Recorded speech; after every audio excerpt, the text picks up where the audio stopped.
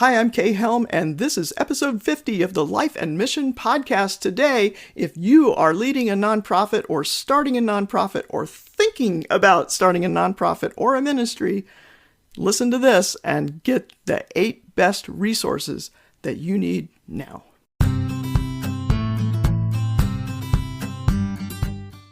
In 2006, I helped start 2 ministries, and none of us involved really had a clue on how to set up a nonprofit, but we did it. So I get a lot of people coming to me now saying, hey, I'm going to start a nonprofit. And first, after asking them why, because a lot of times there are other people already doing the things that we want to do, and it's always a good idea to try and partner whenever possible. But if you do want to start a nonprofit, or if you are already involved in a nonprofit, or if you're getting involved in a new ministry, or if you're being put into a fundraising role of any sort, these resources are going to help you. There's so much information out there, so don't get overwhelmed. Start with these, and you are going to be on your way to success. What I typically do when I face a new challenge is I try to learn as much as I can about the topic. I dive in deep. I try to identify the most important concepts. And I do this for everything, and I probably do it too much. But if you listen to this podcast, as we move into the new year, you are going to benefit from this. For example, I have a friend who told me that she was starting to write her memoir. So what did I do? I started asking friends in the writing world, what are the best books to read on memoirs? So I read 3 books about memoir writing and almost every post on Marion Roach Smith's blog, all so I can help if and when my friend asked. I love to learn, and I have a knack for taking lots of information and distilling it down, taking complex things and breaking them down and simplifying them. So that's one of the things that I hope to do going forward with the Life and Mission podcast. The tagline is, find your voice, tell your story, change the world. But how? So we're going to break those things down and we'll explore different aspects of each one. How do you find your voice? How do you tell your story? How do you change the world? So we're going to look at all those things at different angles. Sometimes we'll look at practical steps. Other times we'll hear from people that are sharing their own stories, their own experiences in doing those things. So we'll have a combination of solo episodes and interviews. And what I hope to do is to be more focused on really helping you do these things. Find your voice, your unique voice, to tell your story, whether that's through media or in the way that you live. And what about changing the world? All about impact. And that's what we're going to do moving forward on this podcast. But today, I'd really like to take my 14 years experience managing a nonprofit and help you with that. So here in the nonprofit world and in the ministry world, you are in the business of changing the world. And if you're not profitable in your nonprofit, okay, nonprofit is a tax designation.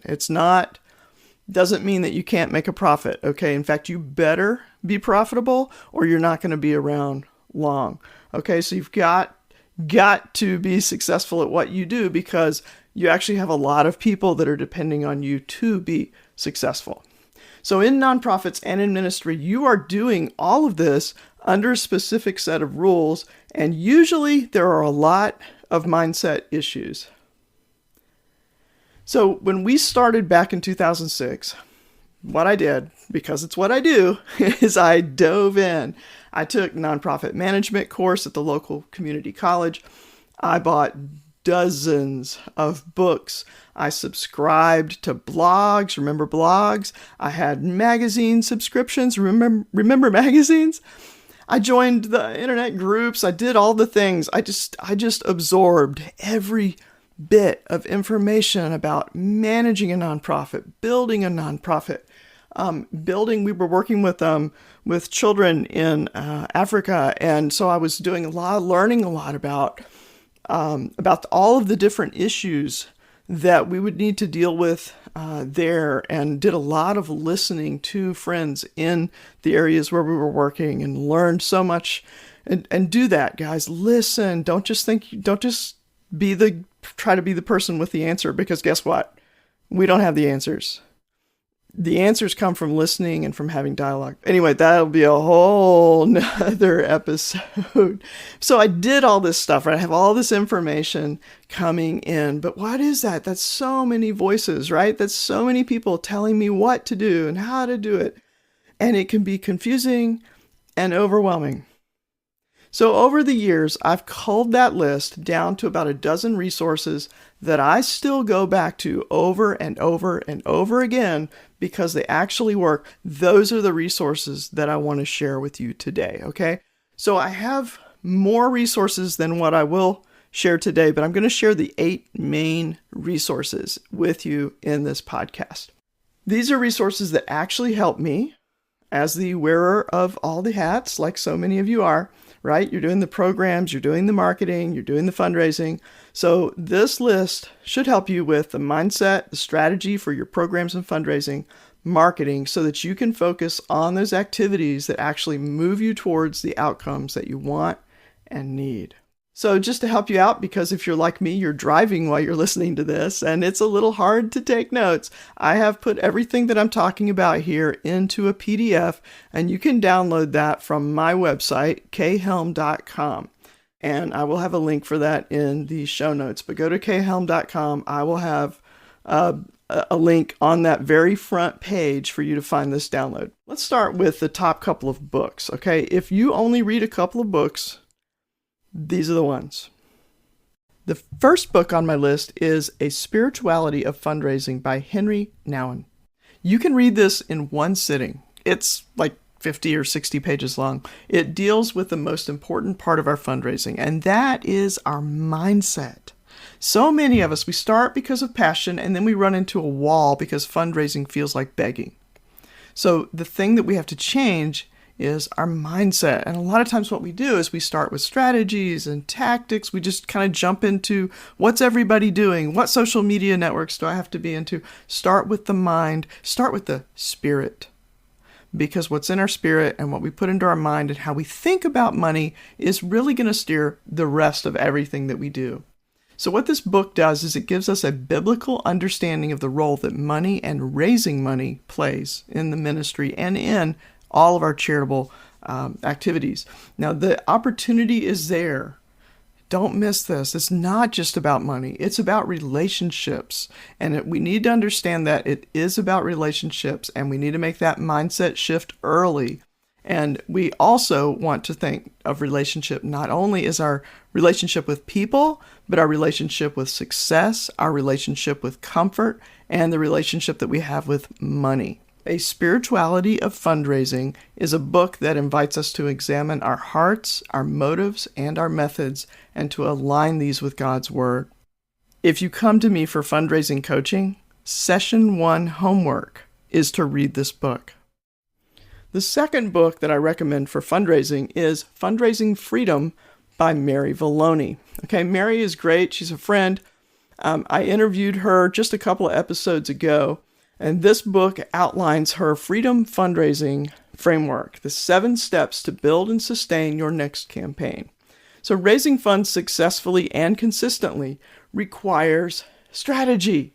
And the freedom framework gives you that strategy, from clarifying your mission and message to building and deploying your teams and making your difference.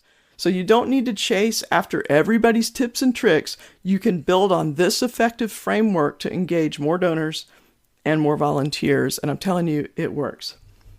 And the next resource is, this is specifically for missionaries raising support. And this is based on Mary's 7-step framework, okay? This is Fully Funded Academy. This is a monthly membership training program that gives you the clarity and confidence to launch, grow, and scale your financial support base. Okay, Mike Kim is a marketing genius, and he teaches all kinds of marketing stuff in this group. And so you have these learning sessions, these twice monthly coaching calls with Mike and Mary, or Mike or Mary. And Mike teaches about storytelling and marketing and how to do your emails and how to organize things for storytelling, and just amazing. And Mary has the fundraising strategy, and what she does is she walks us through that 7-step process that she outlines in her book and answers the questions and helps you with the nuances of that for your specific situation. So you put the two of these together, Mike and Mary together, with a library of teaching, these calls and templates that we get there for letters, blog posts, and developing websites and emails and all of your print assets, along with an amazing community, and you will never be alone and never not know what to do next in your fundraising. So I've been a part of the Fully Funded Academy for 2 years, and now I am a fully funded certified coach. So if you want one-on-one attention as you put this into practice, I can help you with that. All right, let's move on to blogs. There are just really 2 blogs that you need to follow. The first one is Clarification. Now I'm going to spell that out for you. That's Clarification is Clarification from Claire Axelrod. So it's a play on her name, like Clarification. This blog is a tremendous source of knowledge on all things fundraising and philanthropy. So Claire teaches the CFRE course that certifies professional fundraisers. She knows her stuff. She is completely up to date. So you don't want to get your fundraising information like that's like old. You don't want to get outdated stuff because the way people give is constantly changing. You want these people like Claire that are looking ahead, and like Mike, they're looking ahead and saying, this is what's on the horizon.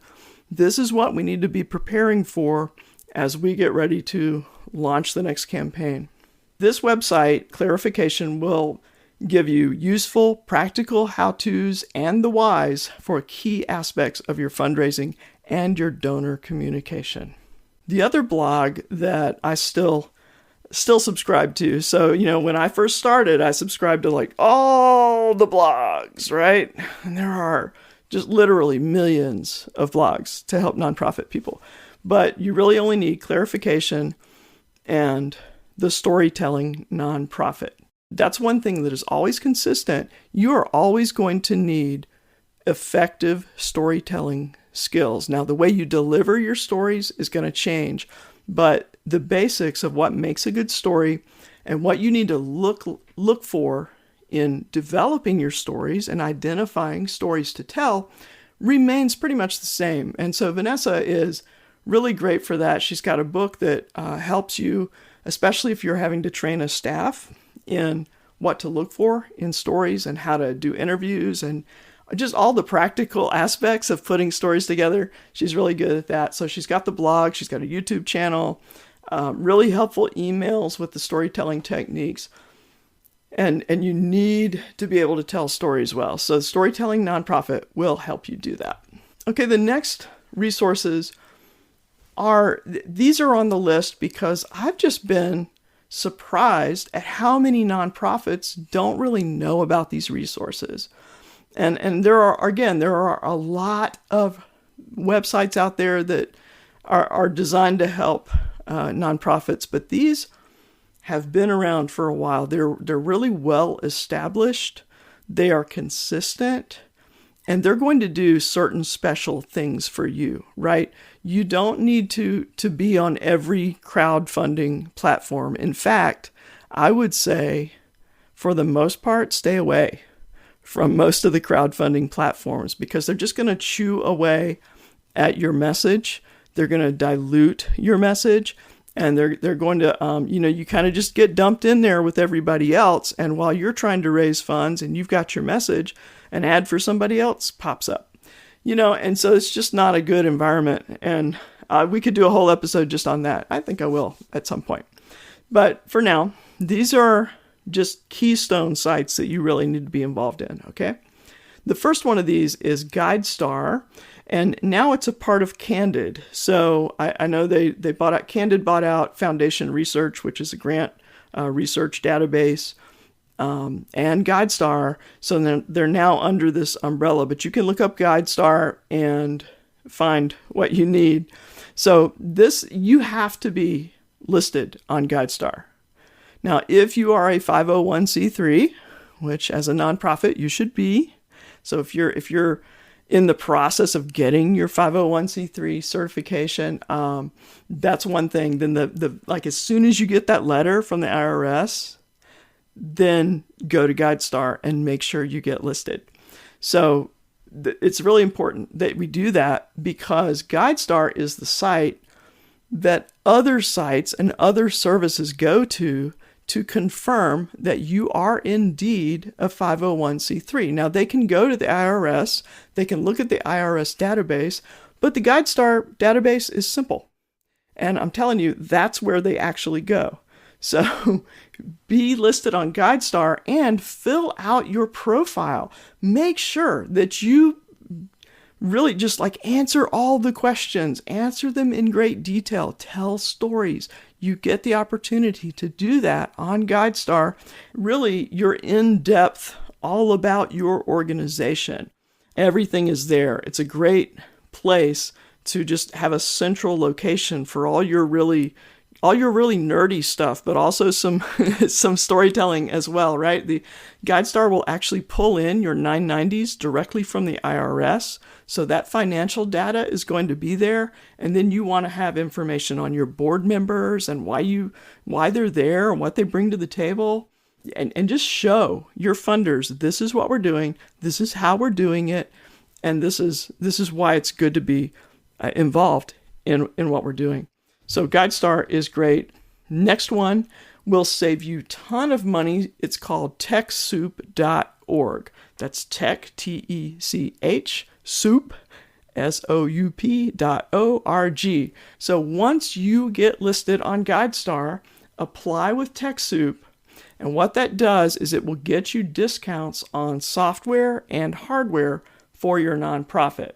So instead of paying $500 for QuickBooks Nonprofit Edition, I think it's something like $60 through TechSoup. So over the years, TechSoup has saved us thousands of dollars. You can get refurbished computers that are pretty current. You can get communications devices of various kinds, depending on what you need. Phone stuff, antivirus software. We get that for $10 a year. Microsoft products, Adobe products. These are all things you're going to need, and you can save a lot of money. Don't go to those sketchy discount software stores where you could end up with pirated software or malware, things that can really jeopardize your organization and your data. So make sure that you go to TechSoup.org.